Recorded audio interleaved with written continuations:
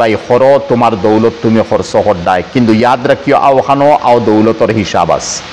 আল্লাহর CC camera কে ছরের খাইলে কিয়ামতের দিন তার সব হিসাব হইব। ওয়া ইজা সুহুফু নুশিরাত, খাইলটা ফাইল রেজিস্টার কাপি পেশ করইব, আর এই সমস্ত হিসাব আল্লাহ পাকে লইব।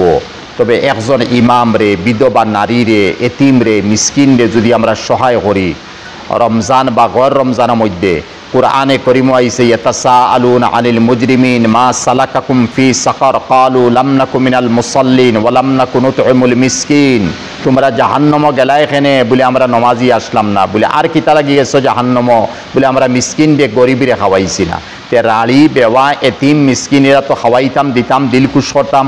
আর ইমাম সাহেব যেইটা হয় তো খুব চকচক ইয়াত স্তরি দি চলতরা আপনি দেখরা, কিন্তু জানেননি তার মা বাপ আওলাদ বি বাচ্চান কি জাত কষ্ট রূপে আসছেন, হেরার বড় মিসকিন। আপনি হেরার দিন না কেনে? সহায় করুক। এর লাগি আলিম উলামা যারা আছেন এরার ইজ্জত দিবা। আসামর বড় বড় অলিও হল তাকি এক বড় দরজার অলি আমরা সবে জানি, বাসখান্দির হজরত রহমতুল্লাহ আলাই।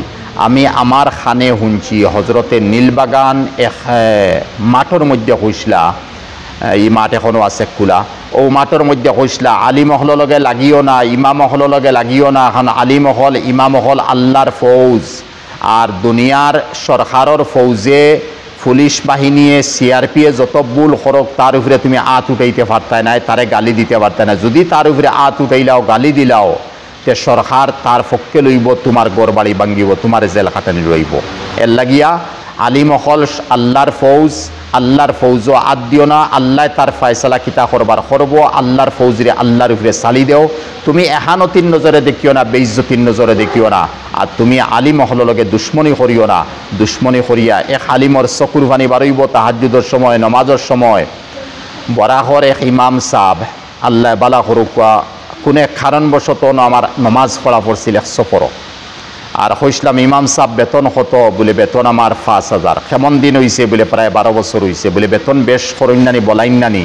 এক যোগ্য মসজিদ, যোগ্য ইমাম উঠিয়া হইলা বেতন কথা খোয়ার লগে লগে উঠিয়া এখন যাও গিয়া লাগে আমরা বহুত ইমাম হলাসন ডাকিলিম, আমরা লাগতো না, আমরা 500 উপরে যাইতে পারতাম না।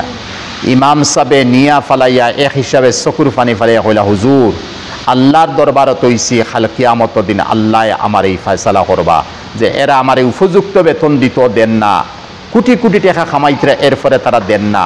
আমি আল্লাহর দরবারত হইছি, কিয়ামতের দিন আল্লাহ আমার ফয়সালা করুন জানি।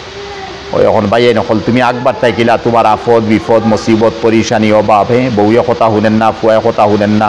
আর বাদে মসজিদ আগর সফগে চিল্লারায়, আর ঈদগার মাঠো গিয়া চিল্লারায়, মাতব্বরি বারাখানো দেখারায়, আর গড় তোমার মাতব্বরি সরেন না, কারণ তুমি জুলুম করে করিয়ারায়। আল্লাহ উম্মতের হেফাজত করুক, আল্লাহুম্মা আমিন।